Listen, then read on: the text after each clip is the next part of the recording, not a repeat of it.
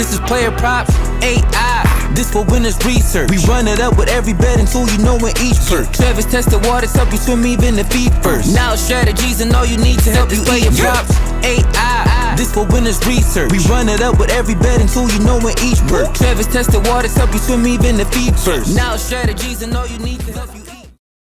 Hey guys, it's me, Travis with PlayerProps.ai. This is what we're looking at for Wednesday, December 3rd, NBA games.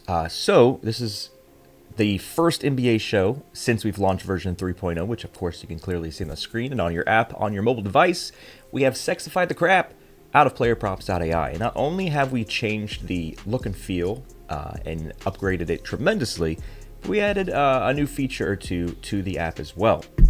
So, before we get into anything, the question that everybody is asking is, what the heck does this number mean above the points? There's two ways to answer that question. You can either go up here and you can click the How to Win button, and then it'll teach you how to win money using what you're looking at, which in this case is the player prop predictor. If you switch to another tool like the money line predictor and you click the How to Win button, it'll teach you how to win money using the money line predictor. So this button is whatever tool you're looking at, it'll answer the question of everything you're seeing on the screen. Also yesterday, I recorded a video, like a 5-minute max video, just going over, this is what BetScore means, and this is how you should be looking at it moving forward for the next few weeks. You can either go to the BetScore channel in Discord to see that video, or just go to this YouTube channel. It's like the video I dropped before this one, essentially. It's just as how to use BetScore. So this is called BetScore. This button or that video goes over it in depth, but we're going to focus mainly on everything else to find an NBA play.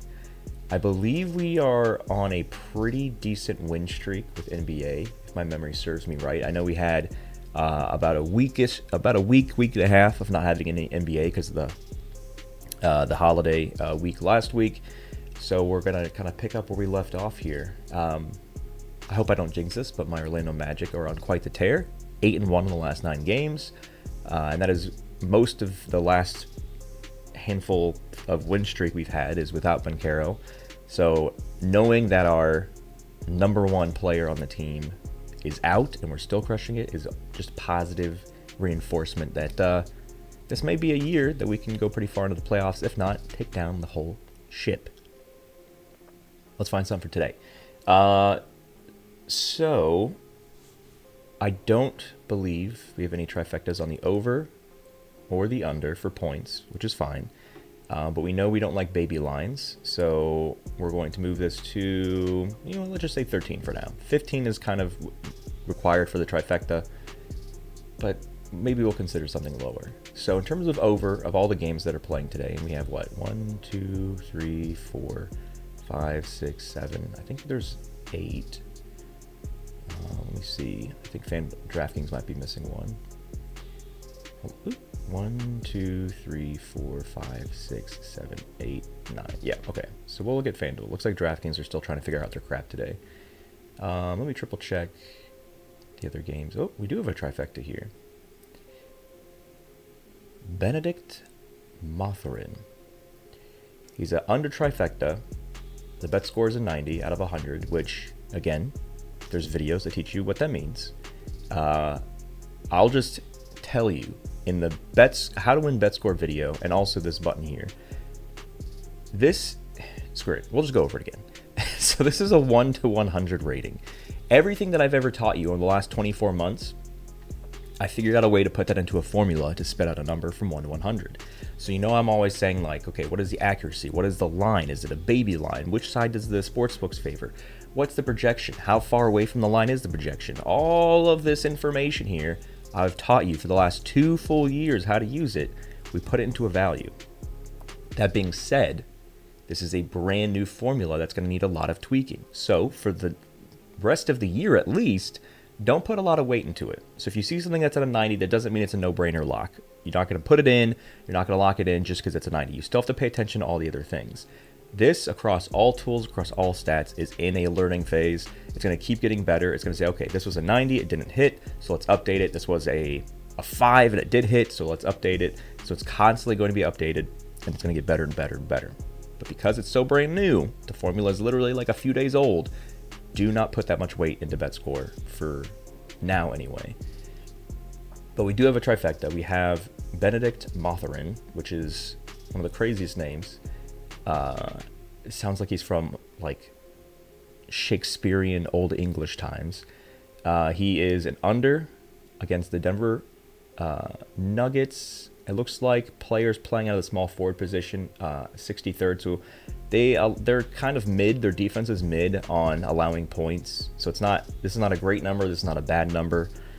Just mid. 20.5 points is his line. His projection's 15.15. Sportsbooks are also favoring it. He has not hit this line in the last 365 days against Denver, 0%. He has not hit this line in the last 5 games. So what does that tell me? That tells me I need to check out his roster, because probably he's getting a lot more playing time. So let's check that real quick. Okay. So what's also to note here, and this is something I've been teaching you guys. So small forward, you see the SF here? This is his normal position. It's his normal position. But we see here, the projected roster has him playing out of this shooting guard spot. So what is important to know?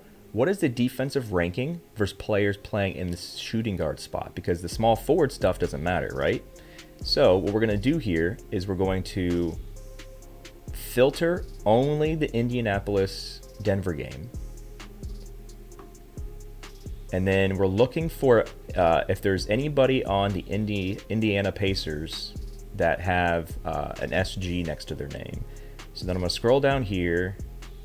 So Andrew Nembhard, shooting guard. So remember, we checked the roster. Benedict is playing and is projected to play out of the shooting guard spot, out of the 2 spot. If you don't know this, there's a number to all. You know, there's like a number in baseball when they say it's like a 3-5-2 double play or whatever. That everybody in baseball has a number. Everybody in basketball has a number. If you're a point guard, you're the 1. If you're a shooting guard, you're the 2. Small forward, you're the 3.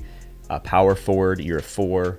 Center, you're a 5. So when you hear the term like a stretch 4 means it's a 4, which is a power forward, but a stretch means they have a 3-point shot that's pretty good, so they stretch the floor. So all these numbers are matters. Anyway, the data is saying that based on everything we know, that Benedict is projected to play out of the 2 spot. Andrew is somebody who normally plays out of the 2 spot. So we don't care about this information right here, right? All we want to kind of see is Denver versus shooting guards, because that is what Benedict is projected to be out of. Their defense is a little closer to being green, which is something we don't necessarily want to happen, because we want the lowest number here if we're going under. We want the highest number here if we're going over. But it looks like because of all the injuries that Andrew's actually going to be playing out of the point guard spot, and Benedict is projected play out of the shooting guard spot. It's still not green. It's still mid. It's still yellow. But that's just something that you want to factor in. We see the defensive matchups. Just do one more extra step. Check the roster. Are they projected to play out of their normal position, out of the 1 spot, the 2 spot, the 3 spot, etc.? Just make sure you guys are paying attention to that. Because versing small forward, which he's not projected to play out of, 63rd. Versing shooting guard, in terms of points allowed for shooting guards defensively for Denver, a little worse for going under, which again was at like a 95 out of 150. So now the next thing you want to check is projected minutes. So look, like this guy just downhill, lower, and in the last 5 games, I mean, he's almost covered right there. He hit 20 when his line was 20.5. So look at this. So he's getting 29, 34, 38, 22. So besides this little random 22 minutes here, he's getting starter minutes. So he's getting starter minutes here. He's getting starter minutes here. So what I want to pay attention to is his last 10 games, he's averaged 32.57. That's starter minutes. If you get over 30, it's starter minutes. His projected minutes is 29, so it's not like he's projected to get more minutes than average. So, hold on. I'm trying to pull up like multiple windows here. Okay. So now that we're looking at Benedict under 20.5, what we want to look at next is, and this is something I talk about on every episode, about pulling up Joey's cheat sheets from the Discord, but I think I actually have it set up to pull up this. Yeah, here we go. So this is the Discord. This is where winning happens. If you are attempting to use our app and you're not in the Discord, you're breaking the formula. Get our app plus get our Discord equals win more. If you're getting our app but you're not getting in our Discord, you're not going to win more. It's a collective. What I've designed is this platform. We use the award-winning research app. We use the community Discord, and both of those combined is why people are losing a lot less often. If you're doing one or the other, you're not completing the formula, so you can't expect to win more. The amount of people that download the app see, if you don't know about the Discord, which I find it's crazy because it's literally plastered on every video and every email everywhere, get in the gosh dang Discord. If you don't know about it, okay, fine. Maybe you didn't see the email, whatever. But if you know the Discord exists, which again is impossible because the Discord logo is everywhere, every email, join the Discord, everything, every video you watch, get in the gosh dang Discord. Like the previous screen here. Go in the Discord, no excuses. If you've watched at least a millisecond of any of the shows that I've done and you're still not in the Discord, you do not care about winning more and losing less. You simply want to do the least amount possible and hope for success. That is why the sportsbooks are multi-billion-dollar companies, because there's a lot of people with that same mindset, and it's paying off the sportsbook yachts. It's time for you to stop paying for the sportsbook yachts. Try just a little bit harder, and you can have the same level of success as everyone else that does both of these. App plus Discord win more. So, in the Discord, there's channels that have cheat sheets in it. That Joey, which you see here, the Joey B, he works on these cheat sheets every single day. He's got a lot of numbers. He does a lot of number crunching, and it's been printing cash. There are people that have never watched an NHL game in their life, and they're using the cheat sheets for NHL, and they're dropping winning screenshots. They're like, hey, I don't even know what just happened, but I just followed the cheat sheets, and I just hit a 3-pick parlay, whatever it may be. But the channels in Discord, you see here on the far left how it shows NBA data. So there's NBA data, there's NFL data, there's NHL data. So if it has data in it, those are Joey's cheat sheets. So for this example, what we're looking for is we're trying to see if there is anything on this particular cheat sheet that has a super high hit rate. So we know right here, so points plus, not points plus assist, on the far left, we're looking at points. Because we're targeting an under, which is what the side the AI is leaning, we're trying to see, is there anybody, is Benedict's name anywhere in this column that has a 90% hit rate? 90% hit rate when the AI on the app projects the under. But Benedict is not on the screen. That doesn't mean we can't play him. It's just, this is something you want to check as well. Because if you see somebody's name on here after you find a play you like on the app, if you see somebody on this, that means they're hitting at a 90% hit rate, which is crazy. But no, he's not on this one. That doesn't mean we're going to fade it. It's just something that reinforces something you may find. So yeah, so that's the cheat sheet for that. And then he has cheat sheets as well for team bets like spreads and money lines and everything. It's very important that you check those because he is highlighting what is hitting at a 90% hit rate. Do you know how many people out there have an app or have a cheat sheet or something that says this, not this player hits their line at a 90% hit rate? That's not what's happening. Because that, if you want to know hit rates of players hitting their line, that's what these numbers here on the screen are. This last 5, 0%, last 10, 50%. So that cheat sheet's not just highlighting this. It's when the AI favors a certain side with a certain stat, how often is the AI correct? So for this example, if Benedict was on the list for under, when the AI favors Benedict going under his line, does he hit at 90% or more? Because his name's not on there, he's not hitting at a 90% hit rate. It could be 89%, it could be 88%. It's just not 90, so his name's not on the list. But when you find something you like and it's on that list, that is a super golden nugget. That is is better than a trifecta. That is the golden goose. You know what? We're just going to call it the golden goose because that's what we're calling it. So if something lines up on the cheat sheet, I think Joey calls it an MVP play or something. We're going to call it the golden goose. It means everything is checking all the boxes, including Joey's cheat sheet. That's a golden goose kind of play. And nobody's going to stop me from calling it because I make the rules. So with golden goose it is. But there's nothing here that's telling us not to play. So here, if you go to head-to-head, 2 games he's played in the last 365 days. It looks like it's in the middle of an update right here. I just caught that. Yeah, so he's in the middle of update. It's not going to change his projection this early in the day, so it's just updating the games. But yeah, so he hasn't hit this line in 2 games in the last 365 days, and he hasn't hit this in the last 5, as we just saw. So, that being said, I think this might be it. Would like to see him on the cheat sheet, but hey, not everything can hit at a 90% rate. So this is what we're going to be rocking with. 50% hit rate out of 75 games is so. For NBA player props, I think like sub 40 is definitely stay away from. 40 to 50 is eh. Anything higher than 50 or 50 and higher is something to consider. So, I think it's what we're rocking with today. So the next thing, the last thing you should do, if you guys remember from every video I've done for you guys, what's the last thing? You have to find the best line possible. If we know we're going Benedict under points, we have to find which sportsbook has the best possible line for Benedict under points. So let me see here. Benedict, Pacers. So FanDuel has the highest line at 20.5. Everyone else has 19.5. So FanDuel's the best play here because it's got you want the highest line possible when you're going under. So it looks like we're targeting. Yeah, looks like we're targeting the under on FanDuel, get the best line. If you find a different book that's not part of these that has a higher line, definitely take that. Eventually, we're gonna have like all the books possible here, all the regulated sports books in the U.S.